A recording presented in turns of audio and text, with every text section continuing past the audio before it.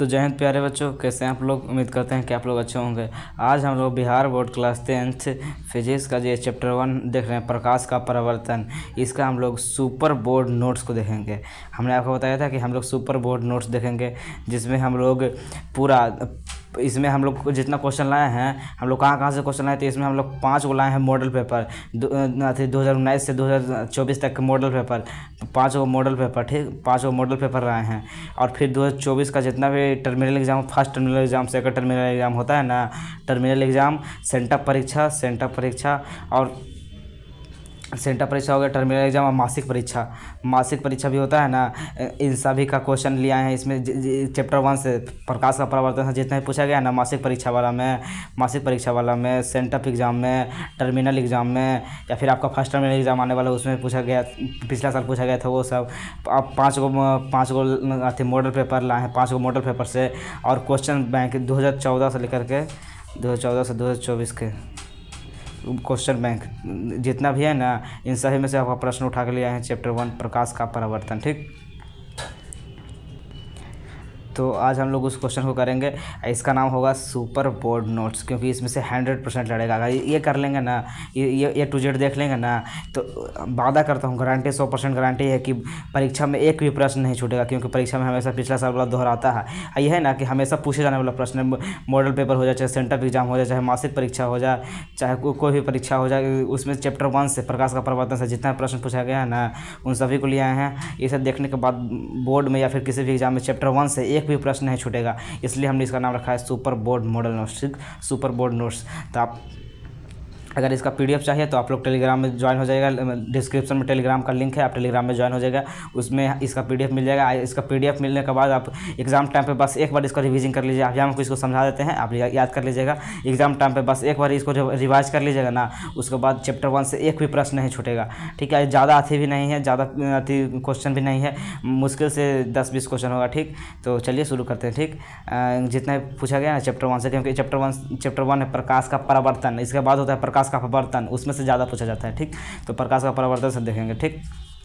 तो सबसे पहले तो आप लोग इस वीडियो को लाइक कर दीजिए। आप लोग सबसे पहले इस वीडियो को अपने मित्रों के पास शेयर कर दीजिए, ठीक है। जो भी आपके मित्र क्लास 10th में पढ़ रहे हैं उन सभी के पास शेयर कर दीजिए, क्योंकि इसे देखने के बाद एक भी प्रश्न नहीं छूटेगा। अब आपके दोस्तों को भी पता चल जाए, जो भी क्लास 10th में, जल्दी से जल्दी आप इस वीडियो को शेयर कर दीजिए अपने मित्रों के पास, ठीक। क्योंकि इसमें हम लोग अगर ये पूरा A to Z देख लेंगे, A to Z 1-2 पार्ट में ख़त्म हो जाएगा। ये A to Z अगर देख लेंगे, A to Z, तो हम वादा करते हैं एक भी प्रश्न नहीं छूटेगा, ठीक। एक भी हम आपको 100% गारंटी देते हैं, 100% नहीं, 1000%, लाख %, करोड़ %, जितना कह दीजिए, हम आपको गारंटी देते हैं कि एक भी प्रश्न नहीं छूटेगा चैप्टर 1 से। अगर इसे पूरा A to Z देख लिए, ठीक। ये जो हम लोग कराएंगे सुपर बोर्ड नोट्स, इसका नाम ही है सुपर, यानी कि ये सुपर है। इससे बाहर कोई नहीं, इससे ऊपर कोई नहीं, एकदम सुपर है, सुपर से भी ऊपर कोई नहीं, एकदम सुपर है, एकदम सुपर है। अगर इसे आप देख लेंगे, सुपर बोर्ड नोट्स है, अगर इसे A to Z कर लेंगे तो वादा करते हैं 1,00,000% 100 की एक भी प्रश्न चैप्टर 1 से नहीं छूटेगा, एक भी प्रश्न। या तो आप इसे बढ़िया समझ जाइए, या फिर इसको याद कर लीजिएगा। नोट्स लेने के लिए आप टेलीग्राम में ज्वाइन हो जाएगा। टेलीग्राम का लिंक नीचे दिया है डिस्क्रिप्शन में, आप टेलीग्राम में जाके टेलीग्राम में इसका नोट्स मिलेगा, ठीक। और जितना भी हमारे क्लासेस चलता है उसका सबका नोट्स टेलीग्राम में ही मिलेगा, ठीक। तो चलिए वीडियो को स्टार्ट करते हैं, ठीक। A to Z पक्का देखिएगा, पूरा ज़रूर देखिएगा, क्योंकि इसके बाद पार्ट 2 भी इसका आएगा। क्योंकि उतना प्रश्न एक पार्ट में कवर करना संभव नहीं है, इसका पार्ट 2 भी आएगा, उसे भी देखिएगा, ठीक। तो आप लोग A to Z जरूर देखिएगा, A to Z। इससे पहले हम लोगों ने इसका सब्जेक्टिव प्रश्न जो महत्वपूर्ण था उसे देखा था, कि जो कि किताब में महत्वपूर्ण प्रश्न था, जो कि 12 पूछा था। लेकिन ये है सुपर बोर्ड मॉडल प्रश्न, सुपर बोर्ड प्रश्न, इसे सुपर बोर्ड नोट्स। इसे देखने के बाद एक भी प्रश्न बोर्ड में नहीं छूटेगा, ठीक। तो चलिए वीडियो को शुरू करते हैं। पहले प्रकाश क्या है, ठीक। तो हमारा पहला प्रश्न है कि प्रकाश क्या है, ठीक। ये बहुत महत्वपूर्ण प्रश्न है। प्रकाश क्या है, तो लिखेंगे प्रकाश वह भौतिक कारक है जिसकी मदद से हमें किसी वस्तु को देखने की अनुभूति प्राप्त होती है। यानी कि प्रकाश वह भौतिक कारक है जिसके मदद से हम वस्तु को देख पाते हैं, ठीक। आप लोग इसका समझ गए प्रकाश क्या है। तो प्रकाश वह भौतिक कारक है जिसके मदद से हम किसी वस्तु को देख पाते हैं, ठीक। अब अगला देखिए, दूसरा प्रश्न क्या है। दूसरा प्रश्न है कि वाहनों में किस प्रकार का दर्पण का उपयोग किया जाता है और क्यों किया जाता है, ठीक। तो इसका लिखेंगे वाहनों में उत्तल दर्पण का उपयोग किया जाता है क्योंकि इसमें छोटा काल्पनिक तथा पी एवं एफ यानी कि फोकस दूरी या ध्रुव के बीच प्रतिबिंब बनता है, इसलिए वाहनों में दूर दूर का वस्तु छोटा छोटा पास में नजदीक दिखाई पड़ता है, इसलिए वाहनों में इसका उत्तल दर्पण का उपयोग करते हैं। ठीक, वाहनों में यानी कि साइड मिरर में पूछ रहा है, वाहनों में यानी कि साइड मिरर में, तो साइड मिरर में उत्तल दर्पण का उपयोग किया जाता है, क्योंकि इसमें पी एवं एफ के बीच प्रतिबिंब बनता है और छोटा बनता है, काल्पनिक बनता है। ठीक, काल्पनिक बनता है जिसे हम और सीधा बनता है, इसलिए हम इसे देख पाते हैं आराम से। ठीक, तो आप लोग समझ गए। इसका किरण आलेख खींचने कहेगा तो इस प्रकार से खींच दीजिएगा। देखिए सॉरी, ये तो अवतल हो गया। देखिए ये हो गया हमारा उत्तल दर्पण, ये हो गया मुखच। अब वस्तु चाहे कहीं भी रहे, अनंत पे भी वस्तु रहेगा, कन्हू भी वस्तु रख देंगे ना, इसमें मुखच का समांतर किरण आएगा, यहाँ फोकस हो जाएगा, यहाँ वक्रता केंद्र हो जाएगा, यहाँ पी हो जाएगा। ठीक, फोकस से गुजरता हुआ प्रतीत होगा, लेकिन एक्चुअल में इधर चला जाएगा। ठीक, और फिर यहाँ पर कन्हू भी वस्तु रखेंगे, इसका सी से यहाँ पर अभिलंब डाल देंगे, यहाँ पर प्रतिबिंब बनेगा। हमेशा पी और एफ के बीच प्रतिबिंब बनेगा, चाहे वस्तु जहाँ भी हो। ठीक, यदि अनंत पर रहेगा वस्तु तो एफ पर प्रतिबिंब बनेगा, यानी कि नज़दीक बनेगा। हमेशा ये जो दर्पण होता है, इस दर्पण के नज़दीक प्रतिबिंब बनता है। ठीक, याद रखिएगा। तो अब तीसरा प्रश्न देखते हैं, अवतल दर्पण का दो उपयोग लिखें। ठीक, तो अवतल दर्पण का दो उपयोग लिखना है। तो देखिए सबसे पहला, अवतल दर्पण का उपयोग सोलर कुकर में करते हैं, हजामती दर्पण में। क्यों करते हैं इसका जवाब हम लोगों ने पिछले वीडियो में देखा था। क्यों करते हैं, ज़्यादा इंपॉर्टेंट नहीं है, मतलब कि परीक्षा के लेवल से इंपॉर्टेंट नहीं है, लेकिन इंपॉर्टेंट वो प्रश्न है, पूछा जाता है, लेकिन परीक्षा के लेवल से उतना इंपॉर्टेंट नहीं है। अगर उतना इंपॉर्टेंट होगा भी तो इसका नीचे देख लेंगे, क्योंकि जितना भी परीक्षा के लेवल से इंपॉर्टेंट है ना, वो सभी हम ले आए हैं। ठीक, तो इसका पूछा जाता है कि अवतल दर्पण का दो उपयोग लिखें, तो आप लिख लीजिएगा, एक सोलर कुकर में उपयोग किया जाता है, एक हजामती दर्पण में। ठीक, अगला है उत्तल दर्पण। चौथा प्रश्न है कि उत्तल दर्पण तथा समतल दर्पण का दो उपयोग लिखें। अब पहले हम लोगों ने अवतल दर्पण के लिखे, अब उत्तल और समतल का दो उपयोग लिखना है। ठीक, तो उत्तल दर्पण का दो उपयोग क्या लिखेंगे, पहले लिखेंगे साइड मिरर में। साइड मिरर में, गाड़ियों का साइड मिरर में उत्तल दर्पण का उपयोग किया जाता है, इस प्रकार का। ठीक, और फिर होता है स्ट्रीट लाइट में। स्ट्रीट लाइट में यानी कि जो रोड पे लाइट लगा रहता है, रोड के बगलवा में, अगर आप कहीं रोड पे जाते हो तो आप देखिए रोड हो गया, यहाँ से ये रोड हो गया, ऐसे ऐसे रोड होता है, तो यहाँ पे लाइट लगा रहता है, यहाँ पे स्ट्रीट लाइट लगा रहता है, यहाँ पे ऐसे रोशनी देता है, पूरा रोडवा की जोर के लिए रहता है, तो इसी को कहते हैं स्ट्रीट लाइट। क्या होता है, उत्तल दर्पण का होता है। ठीक, तो उत्तल दर्पण का दो उपयोग लिख लीजिएगा, साइड मिरर और स्ट्रीट लाइट। फिर समतल दर्पण का होता है सामान्य दर्पण, जो नॉर्मल दर्पण हम घर में यूज करते हैं उसे कहते हैं सामान्य दर्पण। तीसरा होता है पेरिस्कोप में। ठीक, पेरिस्कोप, टेलीस्कोप मत लिखिएगा, पेरिस्कोप। ठीक, पेरिस्कोप में समतल दर्पण का उपयोग किया जाता है। ठीक, अगला प्रश्न है 5 नंबर कि प्रकाश की किरण तथा प्रकाश पुंज में क्या अंतर है। प्रकाश किरण तथा किरण पुंज, प्रकाश पुंज को किरण पुंज कहा जाता है। ठीक, तो किरण तथा किरण पुंज में क्या अंतर है, ये लिखना है। तो लिखेंगे किरण, प्रकाश जिस पथ पर चलती है उसकी दिशा को ही किरण कहते हैं, यानी कि प्रकाश जिस पथ पर चलती है उसकी दिशा को किरण कहते हैं। प्रकाश ये पथ पर चल रहा है तो इसकी दिशा इधर है तो इसी किरण कहेंगे, अगर इधर चल रहा है तो इसकी दिशा इधर है, इसका किरण कहेंगे। अगर ऊपर को चल रहा है तो इधर का किरण हो गया, यानी कि किरण किसे कहते हैं। तो एक रेखा दे दीजिएगा, इसमें एक तरफ से इसे तीर दर्शा दीजिएगा, इसे किरण कहते हैं। ये देख सकते हैं यहाँ पे, प्रकाश जिस पथ पर चलती है उसी को किरण कहते हैं। ठीक, उसकी दिशा को किरण कहते हैं। ठीक, मान लीजिए प्रकाश इस पथ पर ऐसे चल रहा है तो इसका दिशा इधर का हुआ, इसे को किरण कहेंगे। ठीक, अगला है प्रकाश पुंज। क्या है प्रकाश पुंज, यानी कि किरण पुंज। तो किरणों के समूह को किरण पुंज यानी कि प्रकाश पुंज कहते हैं। ठीक, जहाँ पे दो चारों किरण लगातार चलेगा। देखिए किरणों का समूह यानी कि जहाँ दो चारों किरण लगातार चलेगा, एक किरण हो गया, दो किरण, तीन किरण, चार किरण, पांच किरण लगातार चलेगा। ठीक, लगातार चलेगा, इसे क्या है किरण पुंज, किरणों के समूह को किरण पुंज कहते हैं। ठीक, अब अगला लिखेंगे अवतल दर्पण सूत्र क्या है। अब देखिए अवतल दर्पण सूत्र आता है अवतल दर्पण में, उत्तल दर्पण में नहीं पूछा जाता। आप लोग उत्तल दर्पण में दर्पण सूत्र 1/v + 1/u = 1/f को मत याद कीजिएगा। ठीक, अगर याद कर लें तो अच्छी बात है, अगर आप हार्ड लग रहा है याद करना उत्तल में तो आप उत्तल में मत याद कीजिएगा, अवतल में याद कीजिएगा। ठीक, अब अवतल में याद करने का एक शानदार ट्रिक है जो हम आपको बढ़िया से समझाएंगे, अलग से एक वीडियो में आपको समझाएंगे कि अवतल दर्पण में दर्पण सूत्र को कैसे प्रमाणित करते हैं। क्योंकि अगर इसे प्रमाणित करने चल जाएंगे तो आधा घंटा का लेक्चर निकल जाएगा वीडियो, इसके लिए एक अलग सा वीडियो बन सकता है। ठीक, आधा घंटा लेक्चर इसी में समझाने में लग जाए। ठीक, क्योंकि इसमें हम लोग ज़्यादा समझाएंगे, क्योंकि इसमें होता है ना कि कई टीचर्स आपको बताते हैं कि ये अवतल दर्पण हो गया, ये हो गया, इसमें मुखच होता है, यहाँ पे एफ होता है, यहाँ सी होता है। ठीक, यहाँ पे वस्तु को रखा जाता है, यहाँ से मुखच का समांतर किरण फोकस से गुजरता है और फिर बनाते हैं कि सी से गुजरता है, तो यहाँ पे प्रतिबिंब बनता है। तो ये वाला होता है ना बहुत हार्ड होता है, ये वाला बच्चों को समझ में नहीं आता है। ठीक, तो हम लोग इसका शॉर्ट ट्रिक देखेंगे। शॉर्ट ट्रिक क्या होता है, इसका शॉर्ट ट्रिक होता है कि इसको पी से गुजारिएगा और फिर मुखच के समांतर पी से गुजरेगा, समान कोण बनाते हुए परिवर्तित हो जाएगा। ये शॉर्ट ट्रिक होता है। ठीक, इसमें शॉर्ट ट्रिक बनता है। ठीक, याद रखिएगा। ठीक। तो हम लोग उसको शॉर्ट ट्रिक से समझेंगे, उसका बहुत आसानी तुरंत, बस 2-4 लाइन लिखिएगा आपका प्रूफ हो जाएगा। ठीक, 2-4 लाइन में यहाँ पर प्रूफ करा देंगे, इसे समझाएंगे। ठीक, तो इसका हम लोग अलग से वीडियो लाएंगे। ठीक, अब अगला प्रश्न देखिए। अगला प्रश्न है अवतल दर्पण में R = 2F। अवतल दर्पण में हमेशा अवतल दर्पण में R = 2F हो जाए या फिर दर्पण सूत्र हो जाए, या अवतल दर्पण में पूछा जाता है परीक्षा में, परीक्षा के दृष्टिकोण से अवतल दर्पण है। ठीक, तो अवतल दर्पण में दर्पण सूत्र को हम आपको किसी और वीडियो में बताएंगे।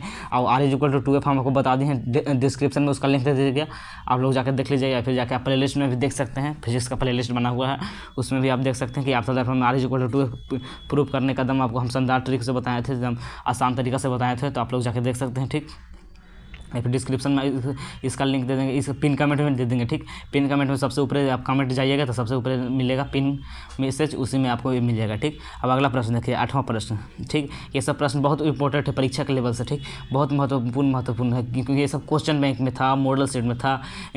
कई तो था ना कि एक ही प्रश्न है जो क्वेश्चन बैंक में भी था, मॉडल सेट में भी था, 5 मॉडल सेट में भी प्रश्न लड़ गया, और 2-4 ईयर का क्वेश्चन बैंक में भी लड़ गया था ये सब प्रश्न। ठीक है, तो ये बहुत महत्वपूर्ण प्रश्न होता है। आई 2024 में तत्काल में पूछा गया था, 2024 में पूछा गया था। ठीक, अब अगला देखिए, अवतल दर्पण में R = 2F, पिन कमेंट में इसका लिंक दे देंगे। ठीक, अब अगला क्वेश्चन नंबर 8 देखिए। क्वेश्चन नंबर 8 है, एक गोलीय दर्पण की वक्रता त्रिज्या 20 सेंटीमीटर है, तो इसका फोकस दूरी कितना होगा। ठीक, तो इसका फोकस दूरी बताना है कि 20 सेंटीमीटर इसका वक्रता त्रिज्या है, तो इसका फोकस दूरी कितना होगा। तो हम लोग जानते हैं कि दिया गया है R यानी कि वक्रता त्रिज्या 20 सेंटीमीटर है, F निकालना है यानी कि फोकस दूरी निकालना है। चूँकि हम जानते हैं F = तो R/2 या फिर R = 2F होता है, R = 2F या फिर F = R/2 होता है। ठीक, F = R/2, इसलिए हम लोग देखें F = R कितना दिया है 20 सेंटीमीटर, तो 20/2 हो जाएगा यानी कि 10 सेंटीमीटर। ठीक, अब अगला देखिए क्वेश्चन नंबर 9।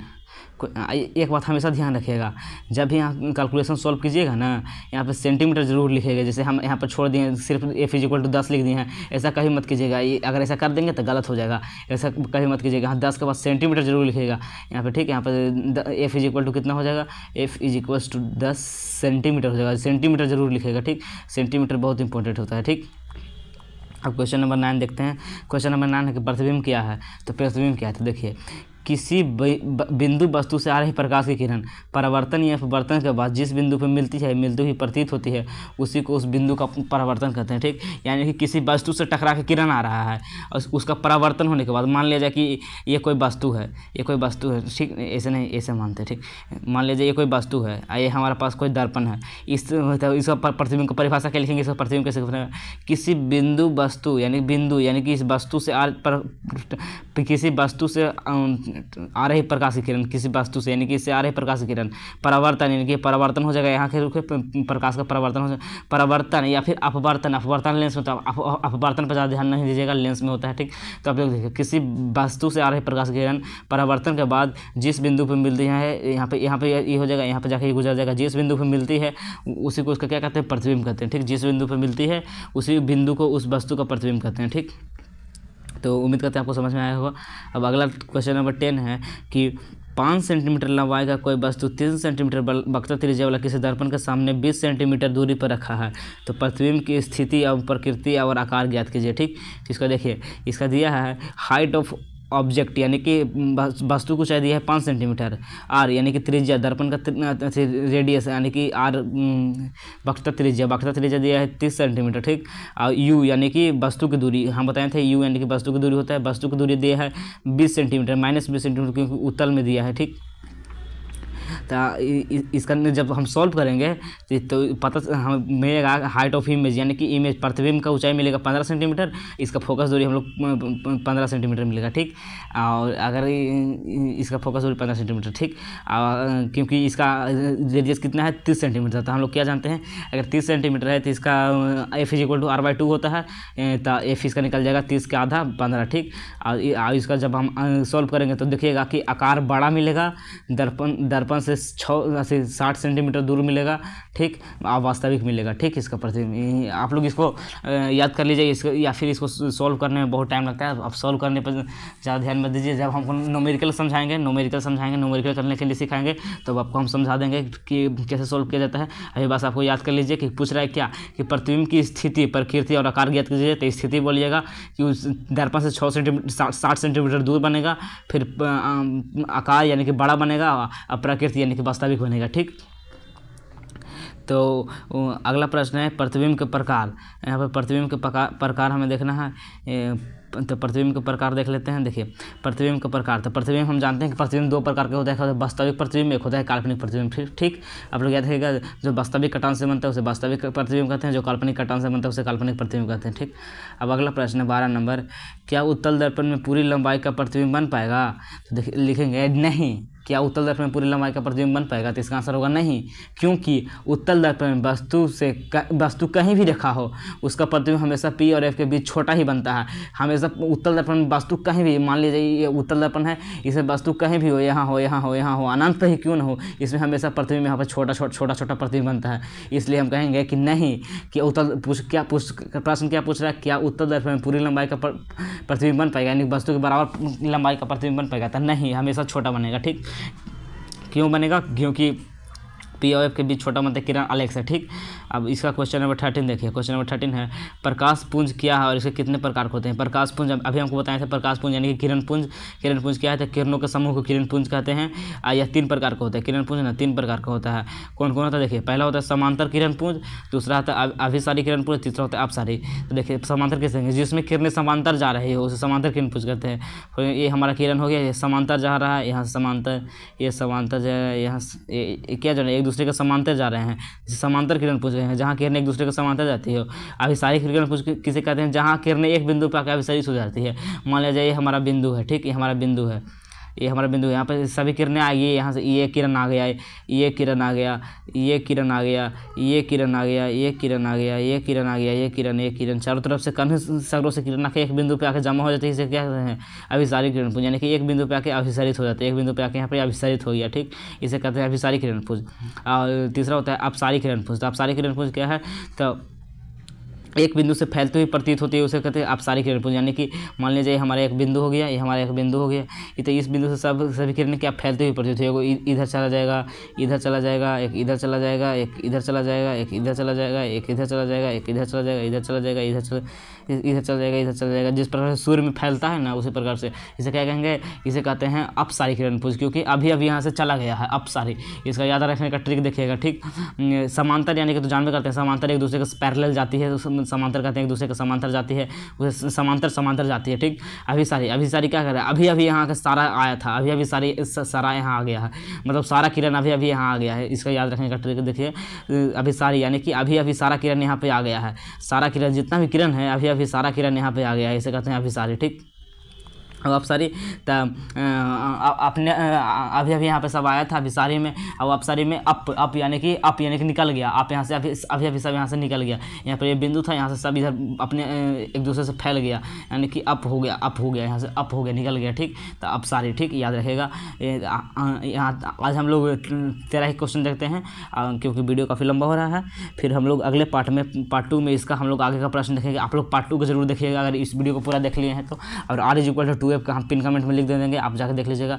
अगर आपको वीडियो अच्छा लगा तो इस वीडियो को लाइक करके चैनल को जरूर सब्सक्राइब कर दीजिएगा और इस वीडियो को अपने मित्रों के पास जरूर शेयर कीजिएगा। अगर आपको इसका नोट्स चाहिए तो नोट्स के लिए आप टेलीग्राम में ज्वाइन हो जाइए। टेलीग्राम का लिंक हम डिस्क्रिप्शन में दे दिए हैं, तो आपको ये नोट्स मिल जाएगा। ये नोट्स आपको अभी तो ज़्यादा नहीं होगा, लेकिन एग्ज़ाम के वक्त बहुत काम देगा, क्योंकि अगर इसे एक बार पढ़ लेंगे ना, और भी इसका प्रश्न है और भी लाएंगे, तो इसे एक बार पढ़ लेंगे ना, तो एक बार पढ़ लेने के बाद एग्ज़ाम में एक भी प्रश्न नहीं छूटेगा। हम 100% नहीं 1000% गारंटी देते हैं। इसे पढ़ने के बाद एक भी प्रश्न एग्ज़ाम में नहीं छूटेगा, परीक्षा में एक भी प्रश्न, पूरा चैप्टर 1 का जितना प्रश्न आएगा सब उसे फोड़ के आइएगा एग्ज़ाम में। ठीक, तो इसका आप PDF जरूर डाउनलोड कर लीजिएगा। इसका हम PDF दे देंगे, इसका टेलीग्राम में, आप टेलीग्राम में ज्वाइन हो जाएगा। ठीक, तो मिलते हैं नेक्स्ट वीडियो में।